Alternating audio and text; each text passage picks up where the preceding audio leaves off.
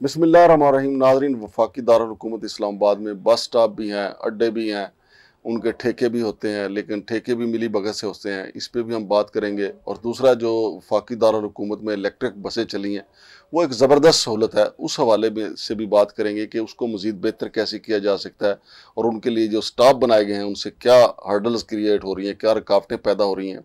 Studio में मेरे साथ मौजूद हैं जनाब डॉक्टर गुलाम सरवर सिंधु साहब। अस्सलाम वालेकुम जनाब। वालेकुम सलाम जी मांगड़ साहब। डॉक्टर साहब, पहले तो ये बताएं कि जो इस्लामाबाद में जो ये वैगनों के अड्डे हैं, बसों के अड्डे हैं, जिस तरह कराची कंपनी वाला है, पीर बदाई अड्डे हैं, इनका ठेका कैसे होता है, क्या इनकम होती है डीएमए को, और क्या इनमें हेरा फेरियाँ क्या होती हैं? मांगड़ साहब, पहले हम इसका 3 कैटेगरीज हैं जो बस अड्डाज हैं। सही है। पहली है, हम उसको कहते हैं इंटरसिटी, यानी जहाँ से इस शहर से दूसरे शहरों को जाती हैं। सही है। दूसरा है इंट्रासिटी। सही। इंट्रासिटी है जहाँ वैन्स है ना, जो लोकल चलती हैं, इनके जो बस स्टॉप्स कह लें, स्टॉप ओवर, जिस तरह बड़ी सरकार वाला है, जी है जी है जी है, आप पारा वाला, ये वाले। और तीसरा जो अभी बसें चली हैं, इनके लिए जो लोकल बस स्टॉप्स बनाए गए हैं, वो भी एक अहम कैटेगरी में आते हैं, जिसको डिस्कस करना जरूरी है। जी सही। सबसे पहले हम आ जाएं कि इंटरसिटी बस अड्डा किधर है। सही है। पहली बात, जो इस्लामाबाद इतना अनफॉर्चुनेट है, सही, कि ना इसका अपना एयरपोर्ट था, हाँ जी, ना अपना बस अड्डा था, ना अपना रेलवे स्टेशन था।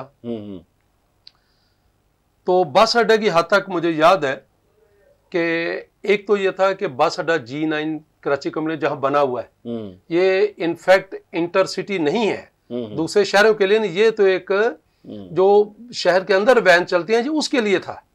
फिर इन्होंने इसको ट्रांजिट बना लिया। इसको इसलिए बना लिया कि और कोई अड्डा था नहीं, ये अड्डा बेसिकली बनना था I11 में। सही। सबसे पहले जो अड्डे की प्रपोजल थी या जो मास्टर प्लान आपका था, वो था सेक्टर I8।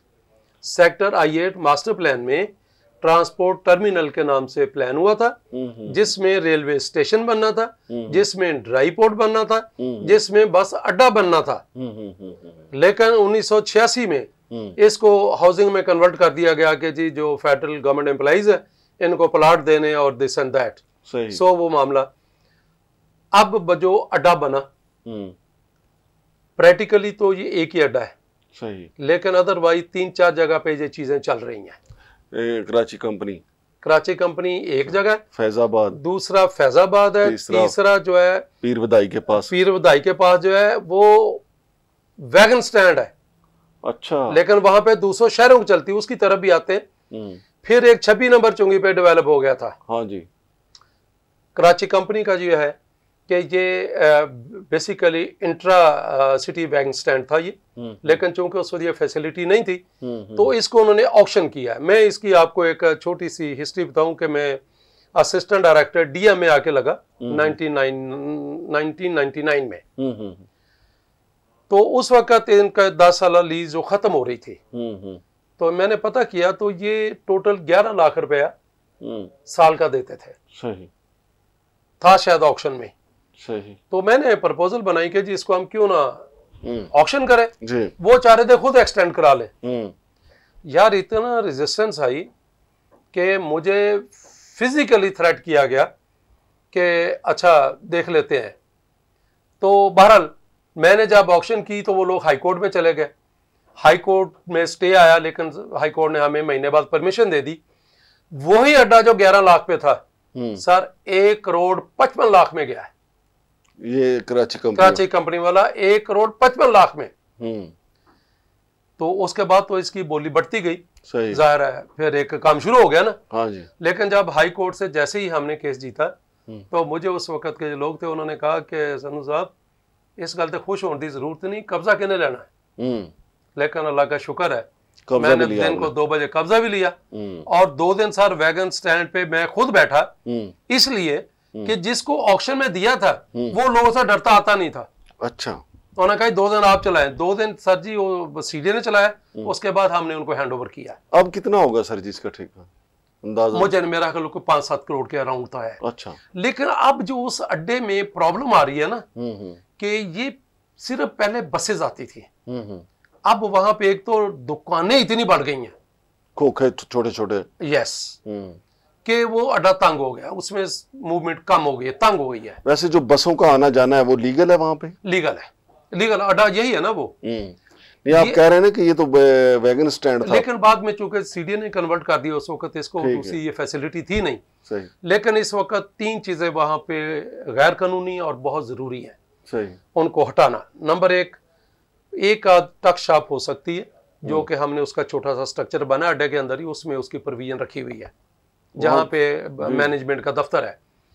लेकिन इन्होंने चारों तरफ उसके जो है ना छोटे छोटे खोखे और दुकानें लगा के उसको तंग कर दिया है। बिल्कुल सही बात। नंबर 2 कि वहां पे जो छोटी वैन्स हैं, टोयोटा वैन्स, हाइस जो है, इनके बहुत ज्यादा अड्डे बन गए हैं उस अड्डे के अंदर।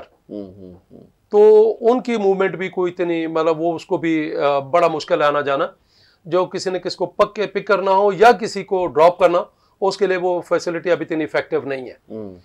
नंबर 3, इन्होंने एक नया काम किया कि ये जो गाड़ियों वाले हैं ना, रेंटे कार वाले, उनको इन्होंने उधर इजाजत दे दी है। उस अड्डा जिसने लिया है उन्होंने उनको इजाजत दे दी है कि इधर आए। जी, वो भी उधर खड़े हो जाते हैं आके।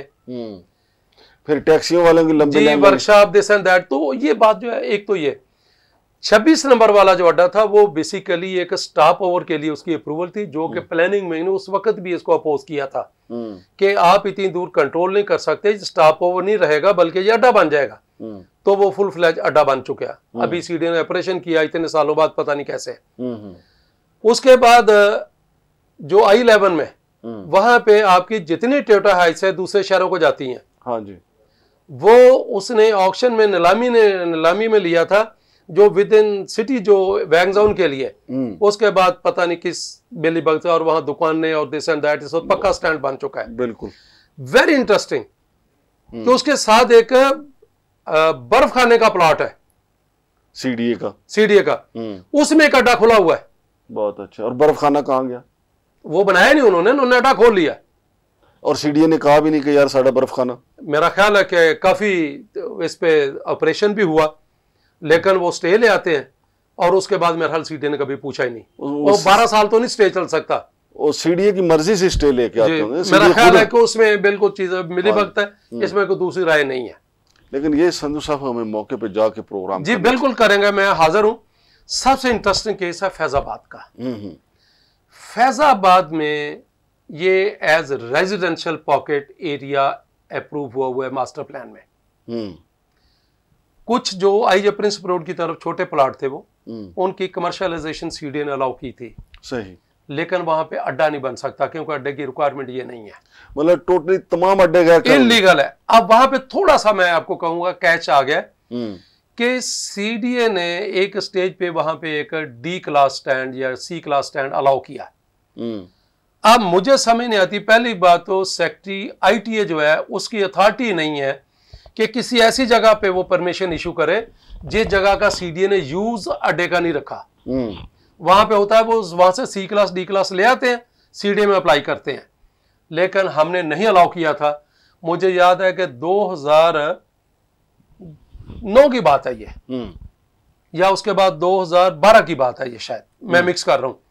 मैं प्लानिंग में नहीं था, मैं प्लानिंग में वापस आया तो मैंने पूछा ये अड्डे की परमिशन कैसे हुई है, आपका तो C क्लास या D क्लास के लिए रिक्वायर्ड इतने कनाल है। पता चला कि उन्होंने आगे पीछे से मिला के दरमियान में गली भी मिला के तो उसका एरिया पूरा किया हुआ है। बहुत अच्छा। और एक मजे वाली बात है कि वहां पे कुछ अड्डे ऐसे चलते हैं जो टोटल सीडीए की जमीन एक्वायर्ड पड़ी हुई है, हमने खाली भी करा फैजाबाद में। अच्छा। मुझे इसलिए पता, मैं किसी पैसेंजर के लिए गया तो मैंने उसका कहा ये इधर क्यों बन रहा है, और कहता है साड़ी मलकीती जमीन है जी, हालांकि सीडी के एक्वायर्ड, आई नो इट। सही।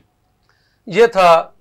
अब आ जाए जो वैगन के अड्डे हैं, इसका नतीजा क्या हुआ कि वैगने जो है जगह जगह हाफ हैजर्डली खड़ी हो जाती हैं, जहां मर्जी। मतलब बरी माम में सीडीए ने बकायदा अड्डा बनाया, लेकिन वो एज अड्डा नहीं चलता, मतलब जिसकी मर्जी वो वहां पे लेन्स बनाई हुई हैं बेस। वैसे भी सीडीए जहां बनाता है ना प्रॉपर जगह पे, वहां ना सवारी खड़ी होती है ना वैगन खड़ी होती है, सवारी भी कहीं और खड़ी होती है, वैगन भी कहीं और। भाई आप G10 में बेहतरीन इंट्रासिटी वैगन स्टैंड बना हुआ है, जाएं आप देखें जाके, बेहतरीन किस्म का। अच्छा, आप वहां पे सारे वर्कशॉप वाले बैठे हुए G10 मरकज में। अच्छा, ये जो आप बड़ी सरकार वाला बात कर रहे थे, वहां पे लेन्स बनी हुई हैं, सीडीए ने बनाई थी, लेकिन सारी की सारे वैन जो है वो आगे सड़क पे खड़ी होती हैं बरी इमाम दरबार के सामने। हाँ। और वहां से सीडीए को कुछ नहीं आता। सही है। ट्रैफिक कंजेशन होती हैं, ट्रैफिक प्रॉब्लम्स होती हैं। सही। अब आ जाते हैं बस स्टॉप्स।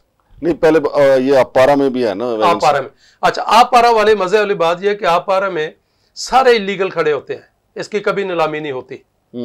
जब लाशारी साहब थे तो इधर हमने प्रपोजल बनाई थी कि ये पहले जीटीएस अड्डा होता था। हाँ जी। हमने उस वक्त इसकी प्रपोजल बनाई थी कि इधर बेहतरीन किस्म का पार्किंग और अड्डा बना के तो इसको इस्तेमाल किया, सीडी ऑक्शन कर सकता है।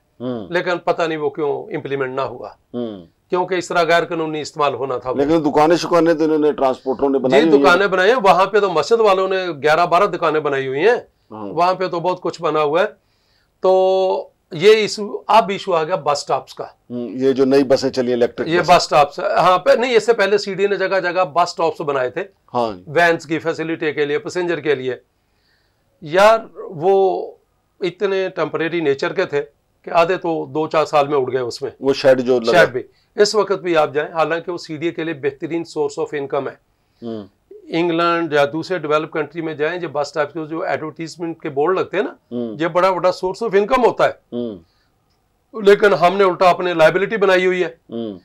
और G7 इकबाल हाल के साथ एक बस स्टॉप बना था, सीडीए ने बड़े अच्छे चकवाली पत्थर लगा के बनाए थे।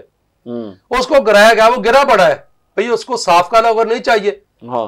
अगर गिराया उसी तरह कैसे वजह आप गुजरते देखे उसको, तो वो अभी भी सजदे में है। हाँ, पता नहीं गिराने का पर्पस क्या था। बिल्कुल सही। अब आ जाते हो इलेक्ट्रिक बसेस जो चल रही हैं, this is very good initiative.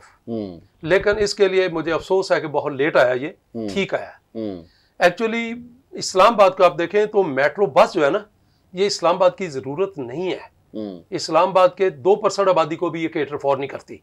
सही। क्योंकि इसके जो कनेक्टिंग रूट्स होते हैं वो नहीं थे। सही। पार्किंग जगह नहीं थी उस तरह की। सही। इसकी जगह मैंने प्रपोजल दी थी, उस वक्त प्रपोजल 2011 में, आई वाज डीजी प्लानिंग। एक तो एशियन डेवलपमेंट बैंक के साथ मिलकर मीटिंग्स भी होती रही कि 29 रूट्स के ऊपर बसें चलाई जाएंगी। जहां आप इलेक्ट्रिक बसें चल रही ना, वो इससे ज्यादा रूट्स थे कि वो बसें हम लाएं जो G11, G10, F10, मतलब G8 इस तरह के एरियाज को सेक्रेटेरिएट और इधर हॉस्पिटल्स और इस तरह कनेक्ट करें। ये बिल्कुल सही। लेकिन पता नहीं एकदम फिर 2013-14 में ख्याल आया कि नहीं, मेट्रो बनानी है। सही। तो मेट्रो के अपने लांझे। बहरहाल इसका ये है कि अब जो चल रही है, this is good, street to street जा रही। लेकिन मेरे भाई इसमें मुझे एक तो इसकी सस्टेनेबिलिटी पे शक है। सस्टेनेबिलिटी इसलिए कि मेरे भाई इसके नंबर ऑफ पैसेंजर्स इतना नहीं है मोस्ट ऑफ द टाइम, तो पता नहीं कब तक ये सस्टेन कर सकेगी। सही। दूसरा जो बस स्टॉप्स बनाए हैं ना इन्होंने, बिल्कुल आई अप्रिशिएट दिस एफर्ट के सिर्फ पेंट से आप लाइनें लगा दे, पूरी दुनिया में ऐसे ही चलता है जैसे लगाया हुआ। लेकिन इसके साथ एक प्रॉब्लम है कि जहां पे 2 लेन्स आपकी बनी हुई हैं मेजर रोड्स के साथ, वहां पे 2 लेन्स के बाहर अच्छी खासी जगह अवेलेबल है। आपको उसको टेम्परेरी पक्की करके तो बस स्टॉप्स को आप वहां पे बनाएं ताकि जो 2 लेन्स हैं वो कंटिन्यूसली यूज रहे, वहां पे ट्रैफिक जैम ना हो, ट्रैफिक ब्लॉक ना हो। लेकिन कहते हैं ना, अच्छा काम हमने भद्दे तरीके से करना है, तो बस स्टॉप्स हमने ऐसे बना दिए कि वो आधे से ज्यादा जो हमारी एक लेन को ले लेते हैं। हाँ। वो बस की फ्रीक्वेंसी इतनी ज्यादा है कि मोस्ट ऑफ द टाइम वो ट्रैफिक के लिए प्रॉब्लम बन जाती है। एक तो बसें जो है वो ट्रैफिक के लिए मसला बनती हैं, दूसरा शहरियों को भी चाहिए कि जहां निशान लगा हुआ है ना बस का, चाहे बस खड़ी हो या ना हो, तो गाड़ी वहां पे पार्क ना करें। पार्क है सबसे बाकिया वालों की ना, उधर बाइक्स खड़ी होती हैं, पता नहीं की वजह है। और ये ट्रैफिक पुलिस को चाहिए ना कि जुर्माने। ये मैंने जो कराची कंपनी अड्डा नहीं, वहां पे मैंने देखा कि जहां पे वो बस स्टॉप का निशान लगाया हुआ ना, हाँ? वहां पे सारे बाइक और टैक्सी वाले खड़े थे। अच्छा संधू साहब, ये जो इलेक्ट्रिक बसें चली हैं, इसकी सुपरविजन डीएमए की सुपुर्द है या ट्रांसपोर्ट? नहीं, एक अलग से सेल बना हुआ है सीडीए में। अच्छा। कोई प्रोजेक्ट डायरेक्टर है मेरा हाल बनाया हुआ है उसमें। अच्छा। देखें, इधर होता यह है कि प्रोजेक्ट डायरेक्टर किसी प्रोजेक्ट उसको बना देते हैं कि जी इसके पास काम कोई नहीं है। क्या उस बंदे का, मुझे पता है सिविल इंजीनियर, लेकिन क्या उसका कोई ट्रांसपोर्ट का स्पेशल एक्सपीरियंस है, कोई क्वालिफिकेशन है? जब नहीं है तो फिर जो ना बस स्टॉप आधे आधे रास्ते में बनते हैं। देखो सीडीए बड़ा पर्पस बिल्ट अदारा है। इधर हमारे यहाँ एक traffic planning and engineering and planning directorate है पूरा, जिसका काम ये है, उसे काम क्यों नहीं लिया जाता? तो कुछ अरसे बाद कहीं ऐसा तो नहीं होगा कि ये जिस तरह हमने पिछला प्रोग्राम किया था कि 50 लाख की गाड़ी पे उसकी मुरम्मत के ऊपर 95 लाख लग गया, फिर इन गाड़ियों की मद में कोई करप्शन शुरू हो जाए, कहीं ऐसा अभी तो गाड़ियां नहीं है, दूसरा के अच्छाई की उम्मीद रखें, लेकिन मेरा ख्याल है कि लेट्स सी कि होता क्या है। मेरा ख्याल है कप्तान को पीछे डंडा उठा के रखना पड़ेगा, चेयरमैन को। अब कप्तान अल्लाह करे कि ऐसा ही हो, हाँ, मैं तो दुआ कर सकता हूँ।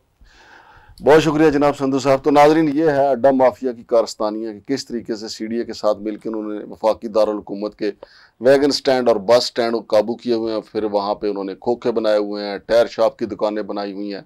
वहाँ मौके पे भी जाएंगे, हम आपको बताएंगे। फैज़ाबाद वाले अड्डे जो हैं वो भी गैर कानूनी है। 26 नंबर पे भी एक दिखावे का ऑपरेशन हुआ, लेकिन हम कोशिश करेंगे इंशाअल्लाह अज़ीज़ अपने कैमरे के साथ मौके पे जाके भी आपको दिखाएं कि क्या ये मिली भगत चल रही है। शमशाद मांगट और डॉक्टर गुलाम सरवर संधू साहब को इजाज़त दीजिए। अल्लाह हाफिज़।